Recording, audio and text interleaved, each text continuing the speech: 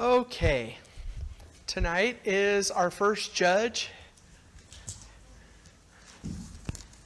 Welcome, everybody.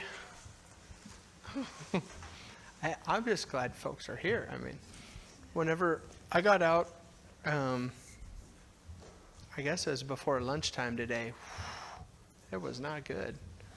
Kind of cleared off. Okay, tonight we're going to start into the Judges.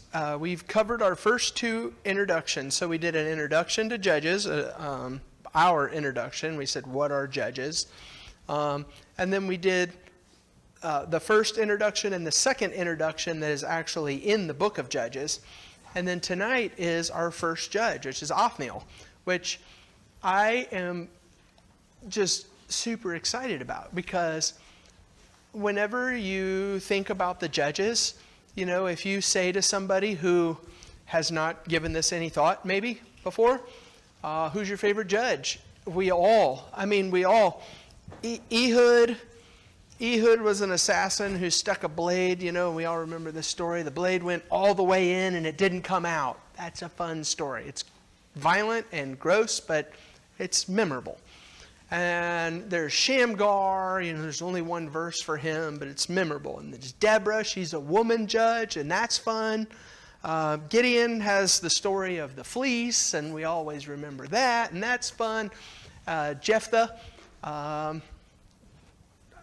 Jephthah's rash vow normally is how that story goes. We remember that, and Samson has some fun stuff.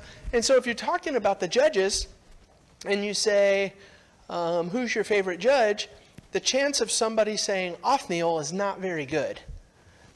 But he's awesome. Like this, what I would like to happen tonight is I would like for us to talk, and I've got my points on a PowerPoint behind me right now, but if we don't use the PowerPoint because we're going off of your points, that would be just fine with me tonight. So, we're going to read the text. As we read the text, I want to set the stage with just a couple things first. First of all, Othniel is mentioned in two places. In Judges chapter 1, it's on the screen behind me right there, in Judges 1 and Judges 3 as the first judge. And we're going to read both of those. That's what we're going to talk about tonight. I would also, if you want to just note this and pay attention to it, next to Judges 1, that text, Judges 1, 11 through 15, is also in Joshua 15, 13 to 19. Exact same thing. It's what we're reading here in Judges, it was pulled out of Joshua and put into Judges. And so that's just something I always like to know and pay attention to. But in Judges 1, remember, God said, who shall go up and lead the way to fight the people of the land? And there's Judah, and there's cooperation with his brother Simeon, and he's doing all of the stuff that he's supposed to be doing. And so Judges 1 and our first Othniel text is in the story of everything is ideal and good and right and the way that it's supposed to be. And so as we're reading through these verses, my question, and I'll throw this up here for you tonight, my question is going to be, let's go through these verses and let's just say, what's right? What's right about this? About Othniel and about Israel and about family. You're going to see family all the way through Judges. What are the things that we can see that are right? And then we'll do the same thing with Judges 3. So, would somebody read the first one for us, please?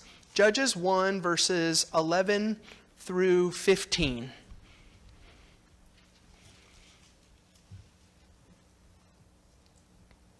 From there they went against the inhabitants of Eber. The name of the Eber was formerly Kirath-Sepher. And Caleb said, he who attacks Kirath-Sepher and captures it, I will give him Asheth, my daughter, for a wife.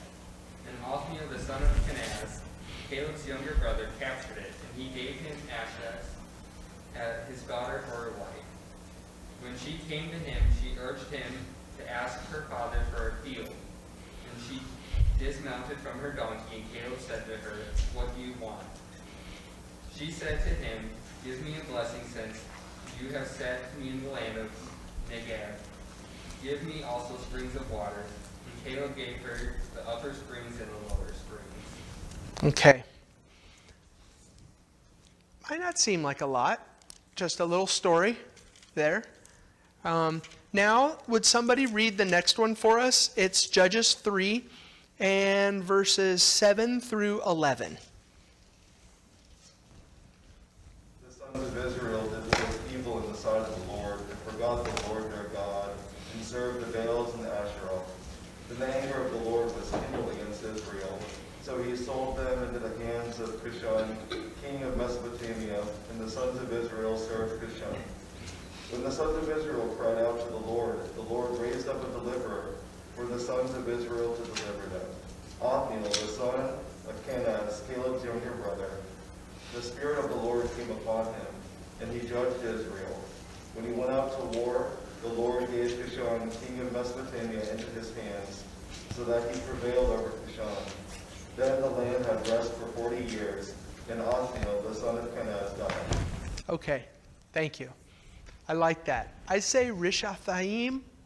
Who has any idea if that's even close to the way you're supposed to say it? That's the way it's spelled, and so that's the way that I say it. Thank you, Ryan, for reading that. So between these two, stick your finger here in these two places. Let's spend the rest of our time tonight talking about what's right. What are the lessons here? If Judges is a downward spiral, we're at the top. We're at the ideal place. And Judges chapter 1 is the picture of Judah still before they've doubted and they've had their lack of faith. We're ideal. So let's just start talking about it. What do you see in both of these two texts that are good and right and ideal?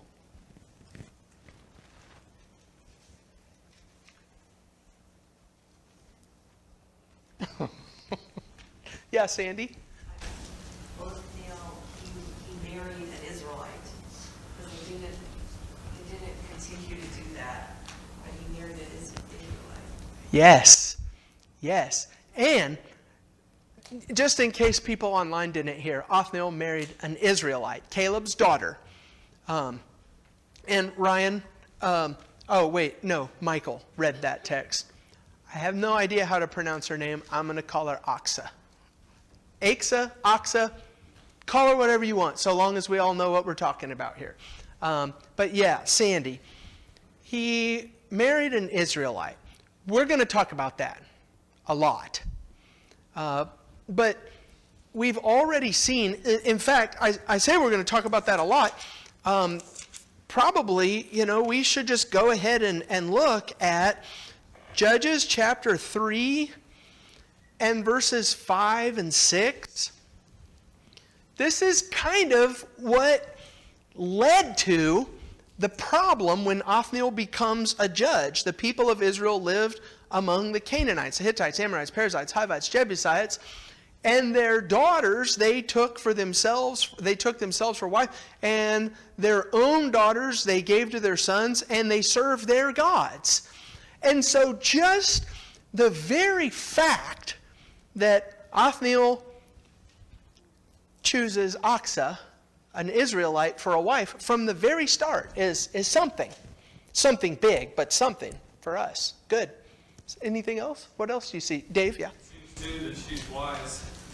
She's asking for a blessing from her father, knowing where she's going and needing water. And so her father blesses her.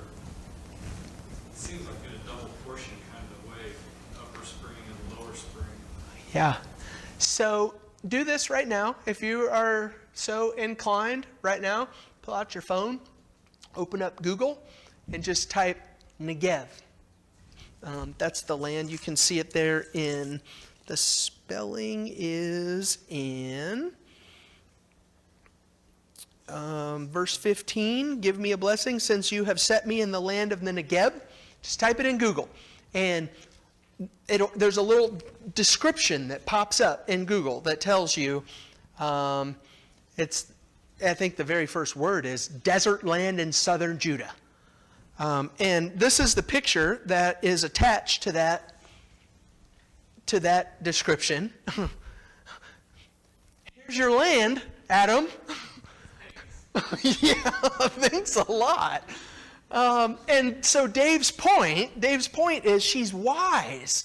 And she says, knowing that this is actually not the land that they got. It's as if she's saying, you've given me Negev-like land, describing this. And what she says is, give me some water. Give me some springs. And so Dave's point is, she's wise. And I don't know about you, but immediately, I'm thinking about the virtuous woman of Proverbs 31 and this wise woman who does good for her household and all of these things. And so he marries an Israelite. She's wise. Those are good things. What else do you see about her? Or him, Othniel, either one.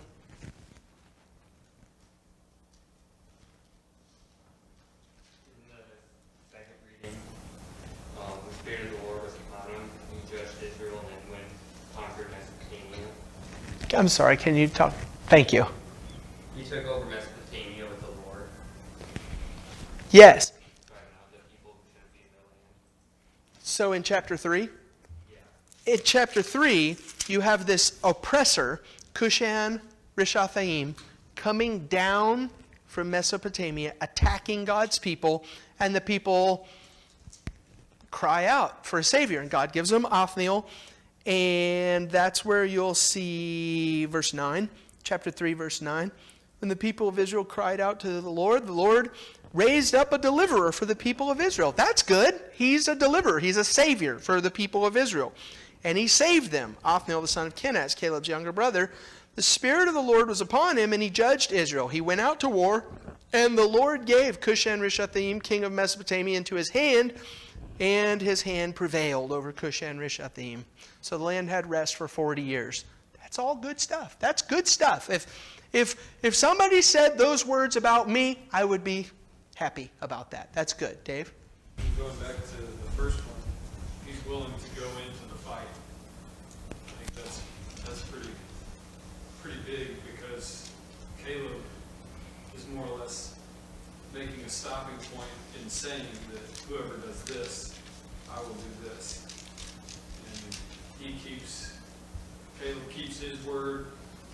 It's an exchange, and Othniel's willing to go forward and fight. Yeah. And what's his motivation? Well, we're not really told his motivation, I guess, but one would assume, I guess you could assume that it's to have Aksa. Yeah.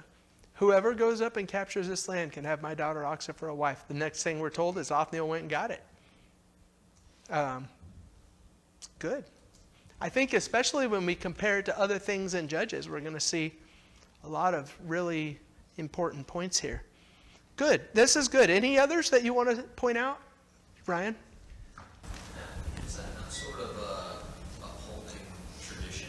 Like, we already talked about everybody else was marrying off into the Canaanite women and, like doing the fun thing, like the culture's changing.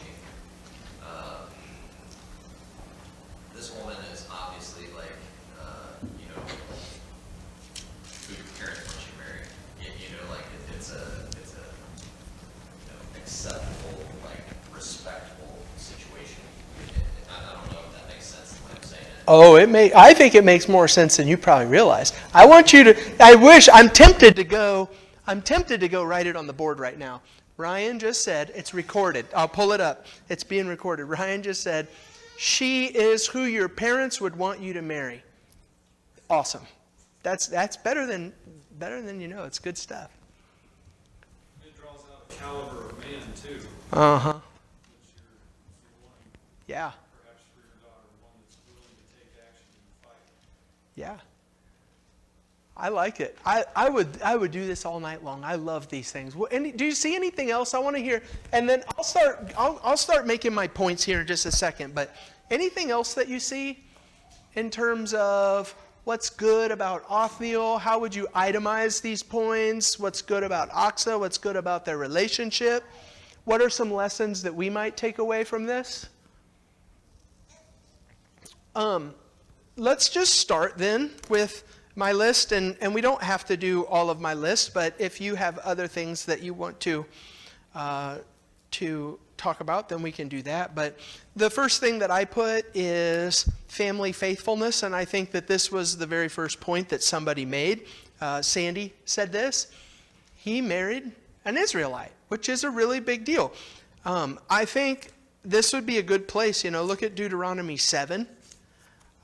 You can see this a couple of times in the Old Testament in the Law of Moses, but Deuteronomy 7 is the one that I always remember and go to. And it's verses 1 through 5. But just for the sake of time, let's start in verse, we're not saving a whole lot of space here, but let's start in verse 2. When the Lord your God gives them over to you and you defeat them, you must devote them to complete destruction. You shall make no covenant with them. Show no mercy to them. And then he says specifically, you shall not intermarry with them, giving your daughters to their sons or taking their daughters for your sons, for they would turn your sons from following me to serve other gods. Then the anger of the Lord would be kindled against you, and he would destroy you quickly. But thus you shall deal with them. You shall break down their altars and dash to pieces their pillars and chop down their Asherim and burn their carved images with fire. So God specifically said this thing. And in Judges, at the end of the second introduction, God specifically tells us that Israel chose not to obey in this way. In verse 6, their daughters they took, I'm in 3:6, their daughters they took to themselves for wives, and their own daughters they gave to their sons, and they served their gods. Let's think about this too, since we're talking about this idea of family faithfulness. It was Caleb who said, you want to make the point? I saw you start nodding, so I know. It was Caleb who said, whoever goes and conquers that land, I'll give him my daughter for a wife. Just immediately when you say the name Caleb, what do you think of? Is that what you were thinking, or did I go? Doesn't he appear to be Caleb is Othniel's uncle? Am I reading that right? I was afraid somebody would ask that question. I was hoping we could not. Is that in both sections? It has to be something, right? Yeah. Okay. So the real answer is I don't know, but I'll give you my best. I'll give you the best that I can. The best that I can is in 1 Chronicles 4. I knew I shouldn't have called on you. Wasn't good. It's in 1 Chronicles 4. Let me tell you right now, if I come over here and I say, hey brother, does it mean that we have the same dad? I mean, kind of. That's what brother is. But if I use the word brother, it doesn't necessarily mean we have the same dad and we're biological brothers. The same thing is true in the Hebrew in the Old Testament. And I think the best, I know I told you to go to 1 Chronicles 4. If you happen to turn here, then leave your finger there. But the best illustration I think that I could give for this word would be like Exodus 2 and verse 11, I think. In Exodus 2 and verse 11, that's where Moses sees the Egyptian beating another Hebrew. And Moses says, is anybody there by any chance? He says something about my people. He says my people twice, or my kinsman or my relative, depending upon what version you're reading from. It's the word brother. And so brother doesn't necessarily mean brother. That's the first thing we need to know. Now, in 1 Chronicles 4, 1 Chronicles 1 through 10 is a lineage list. And right now what we're doing is we're seeing who came from Judah. You can see that in verse 1. And then let's start in verse 13. The sons of Kenaz were Othniel and Sariah. The sons of Othniel were Hathath and Meonothai. Meonothai fathered Ophrah, and Sariah fathered Joab, the father of this so-called person. But look at verse 15. The sons of Caleb, the son of Jephunneh. Remember, he's called Caleb the son of Jephunneh all the time throughout Numbers. And so we're talking about Caleb right now.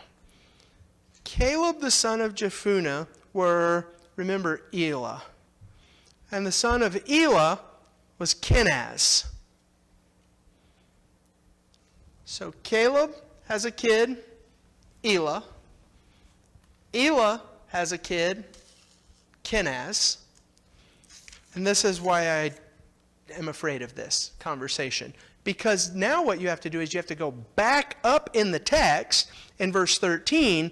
Kenaz has two sons, and one of them is Othniel. What would that make? If this is right, what would that make Othniel and Caleb? Dad, son, grandson, great-grandson. Othniel, if this is right, then Othniel would be Caleb's great-grandson. Beyond that, I don't know. I don't know. Sorry, I didn't mean to. No, I know. It's a, you know what, so I was like, okay, hey, this is, yeah, I need to answer this question. You know, I know Adam's going to be in the class. He's probably going to try and ruin my, and so I just open up, you know, I've got more resources on Judges than anything else. And so I start reading in the different commentaries that I have. And everybody just conveniently skips this conversation. And I'm guessing they skip it because they don't know any better than I do. So yeah, I don't know. If it's true that this is the relationship, let's just do this. Caleb and Othniel are kinsmen, brothers in that way. I think that's a solution that we can all live with and be okay with. And I think the point is right what Sandy's saying. I mean, it directs it right at that. Because God's not wanting us to necessarily know the full exact lineage, as opposed to knowing that they're marrying within God's people. Yeah. Yeah. Now there is this too. Kenaz is listed in Genesis as a descendant of Edom, Esau. And so a huge chunk of folks make a case that Othniel is an Edomite, not even an Israelite, that he's an Edomite. And there's a whole other layer of conversation in that. And that's the reason why I go to 1 Chronicles 4, because that is safer anyway. But I don't know, Adam. I'm giving you a hard time, but I don't know the answer, how it all fits together. So, no matter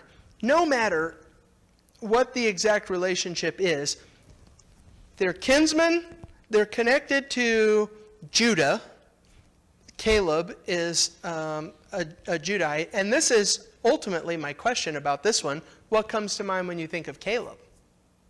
That's what I wanted you to answer. Remember when Moses sent the 12 spies into the land ahead of him? And there were 2 spies who came back and said, no, we can do this. Who were those 2 spies? Joshua and Caleb. And so you say, that's Numbers 13 if you want to check it out, and Caleb is listed as Caleb the son of Jephunneh there. When we think about this conversation, when you hear the name Caleb, it ought to ring in the same way that Joshua rings. Like, here is a guy who is faithful in a sea of unfaithfulness. And so that paints, I think, even a more glowing picture of Othniel and this connection, this family up to this point, and especially in the rest of Judges. Remember how we're going to compare, how Judges is laid out to compare? different people. The comparison with Othniel is Samson. And so look at Judges chapter 14. And this is how I think we can know that we're on the right track with this conversation, because Samson does not care about a faithful family or an Israelite woman. Samson went down to Timnah, and at Timnah he saw one of the daughters of the Philistines. And he came up and told his father, I saw one of the daughters of the Philistines at Timnah. Ryan, remember when you said this is who your parents would want you to marry? He said to his father and mother, I saw one of the daughters of the Philistines at Timnah. Now get her for me as a wife. But his father and mother said, is there not a woman among the daughters of your relatives or among all our people that you must go and take a wife from the uncircumcised Philistines? But Samson said to his father, get her for me, for she is right in my eyes. His dad didn't want him to marry this girl, and he did it anyway, which I think is corresponding to Othniel, who finds a woman who your parents would want you to marry, to your point. Yeah, so this picture of family faithfulness. There's one more thing that I would say about this. Look at Judges 18. In the book of Judges, what we're going to start to see with these family issues is generational dysfunction. Do you remember? I think it was Dave who, when we read through the second introduction in Judges, we said that they did not walk in the ways of their fathers. And you said something like, why? Why didn't they walk in the ways of their fathers? Look at the way that Judges ends. This is shocking to me. In Judges 18, 30 and 31, the people of Dan set up the carved image for themselves. And listen to this. Jonathan, the son of Gershom, the son of Moses, and his sons were priests to the tribe of the Danites until the day of the captivity of the land. So they set up Micah's carved image that he made as long as the house of God was at Shiloh.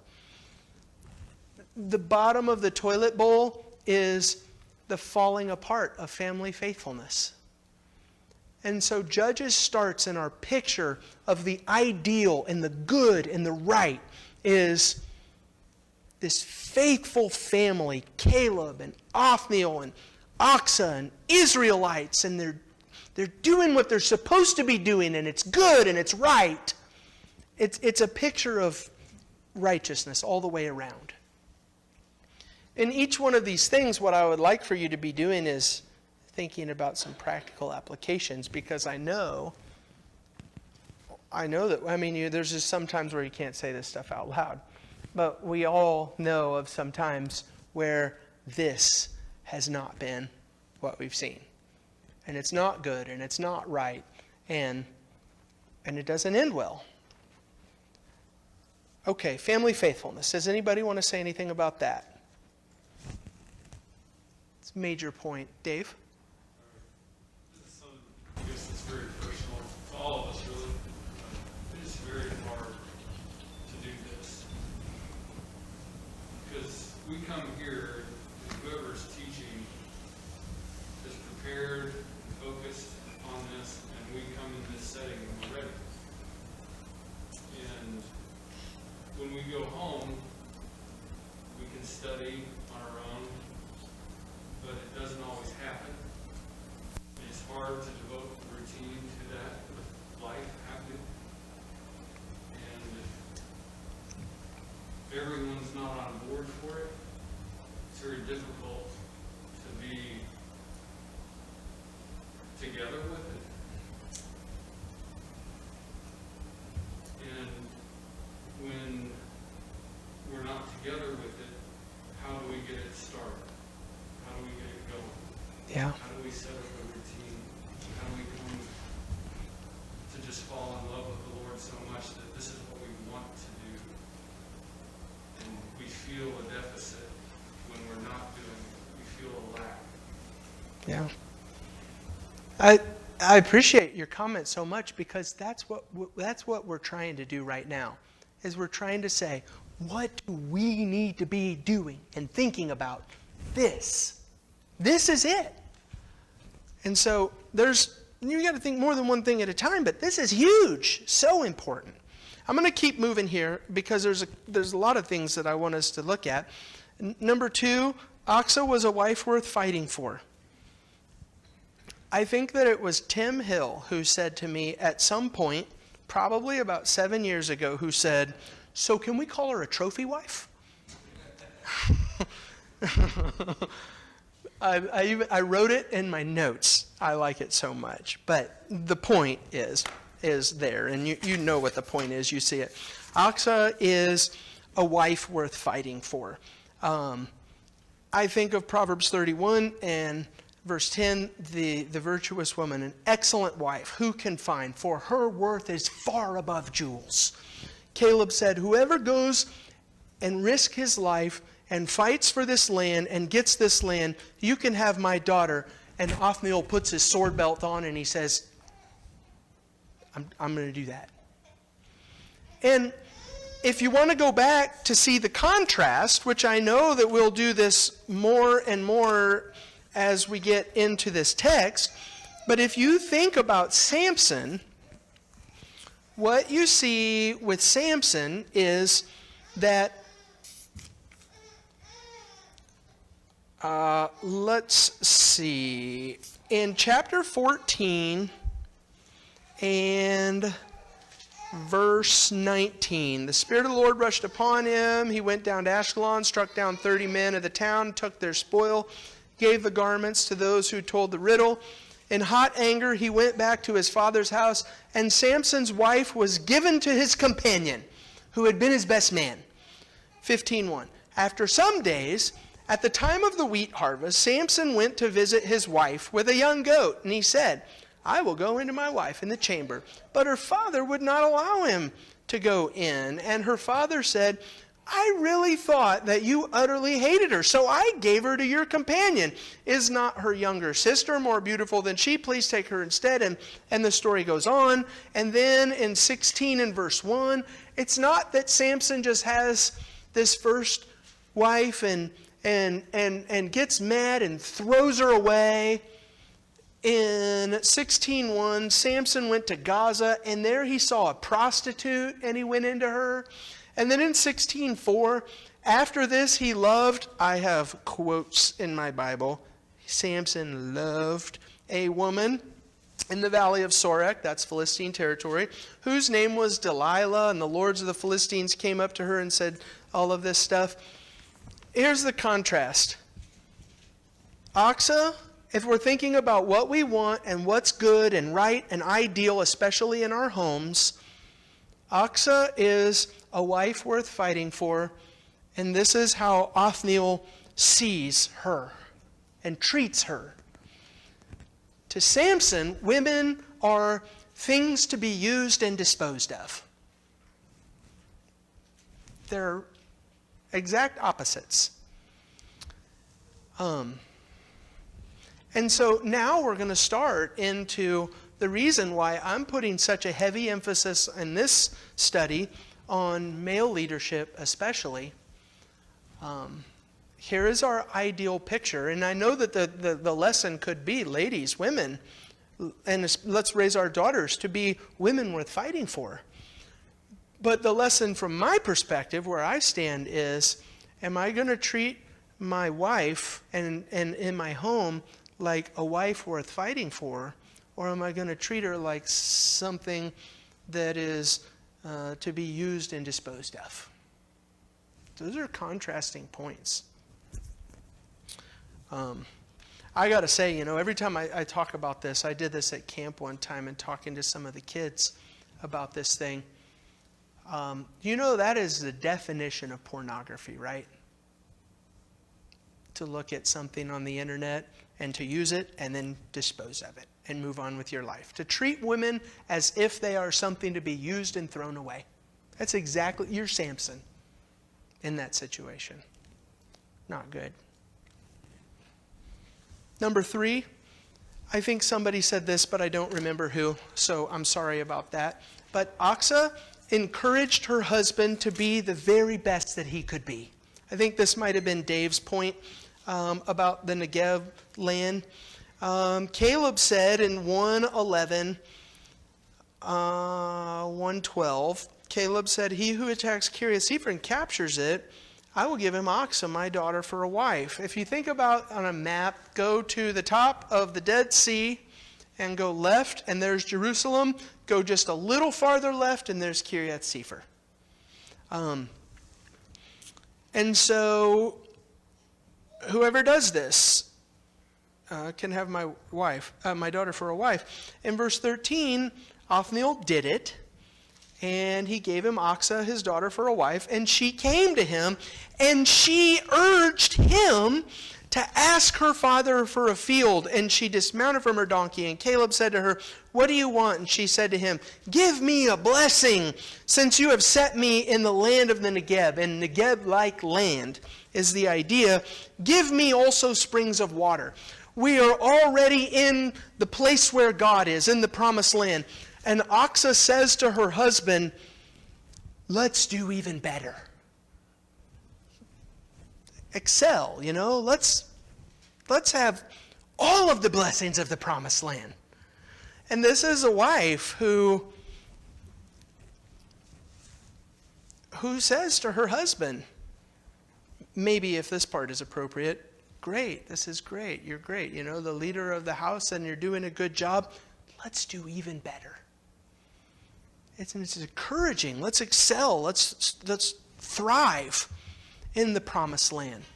And if you want to compare that to Samson, there are two different times in Samson's story where his women actively try to destroy him and bring him down. That's the contrast. The first one tells the Philistines the riddle so that Samson loses a bet, basically. And the second one tries to get him, eventually gets him killed. And so the contrast is, are we going to be a house where the husband and the wife, "Come on, Calvin, you're not my husband or my wife. Come on, Calvin, you're great. I think the world of you. Let's do even more." And this is the one that comes to my head all the time, constantly on this one. Becky says, "Who do you want to have over this week?" And I say, "Nobody. I want to lay on my couch and do nothing." And she says, "Yeah." And she says, "Okay, Friday someone's coming over. Who do you want it to be?" And come on, let's go. And I'm always glad that we did, and she's always pulling me to be what I need to be. That's Oxa. And men do that too for their wives. You're welcome to interrupt and to make your point. Do you think that'd be, Caleb's giving what he committed to Othniel?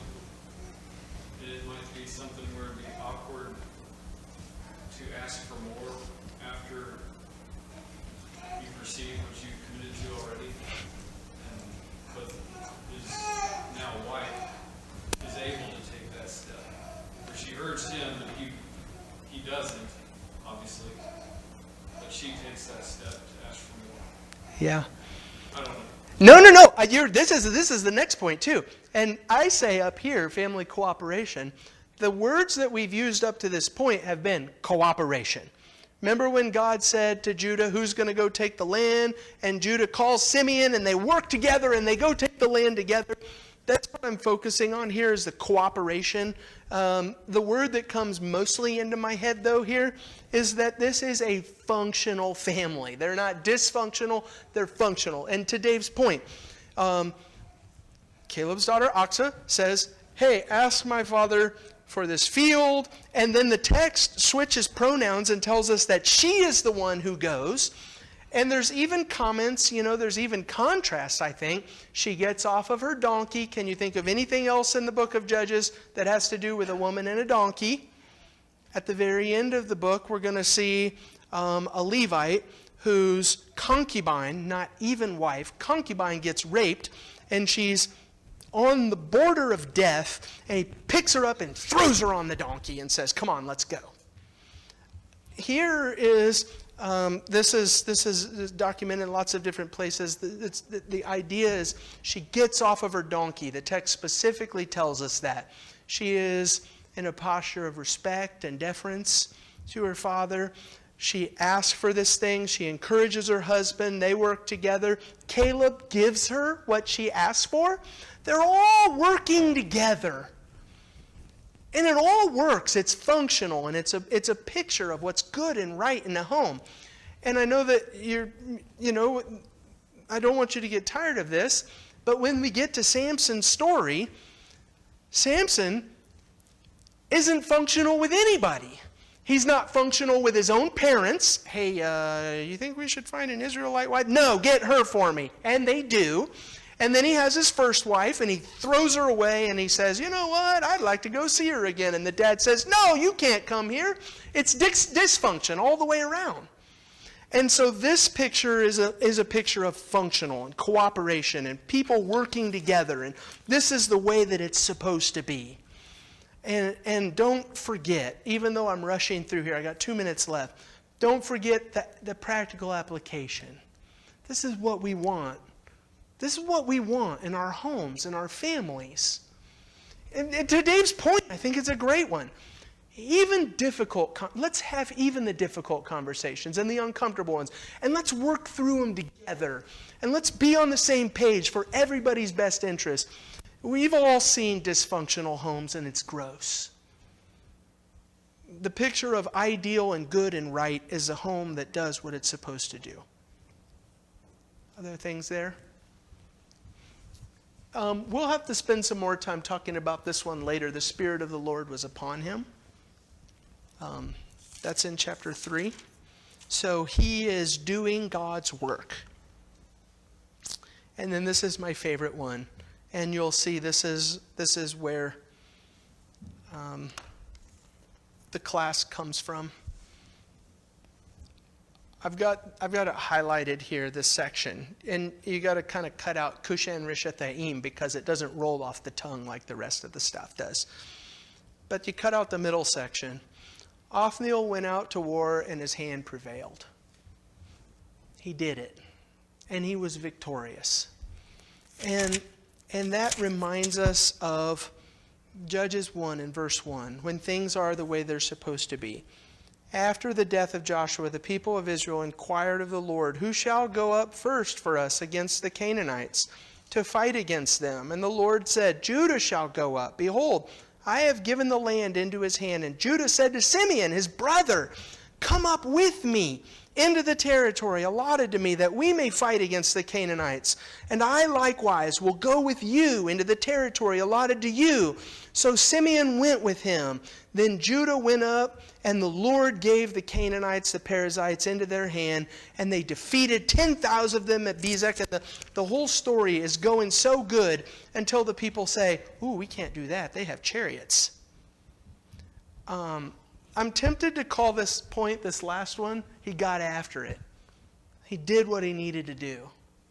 And that's our call in this class. To think about this ideal picture of a home or a church, a country.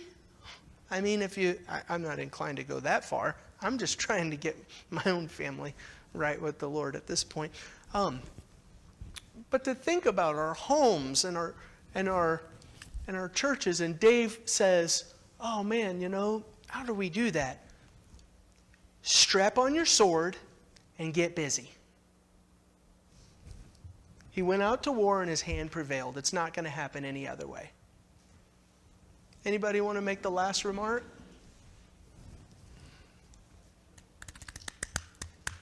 All right, we got a high bar. Next time, next Wednesday, we'll start in chapter 3 and verse 12, and we'll do Ehud and Shamgar together. So if you want to be thinking about Ehud and Shamgar, now listen, this is the hardest one.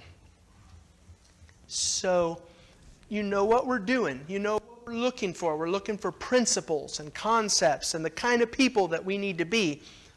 In my opinion, Ehud is the hardest one to extract those concepts and principles. But read it and ask yourself the question, we're still at the top of the spiral. What's going good and what's going not so good at this point? That's what we'll do next Wednesday. Thank you all for your comments tonight.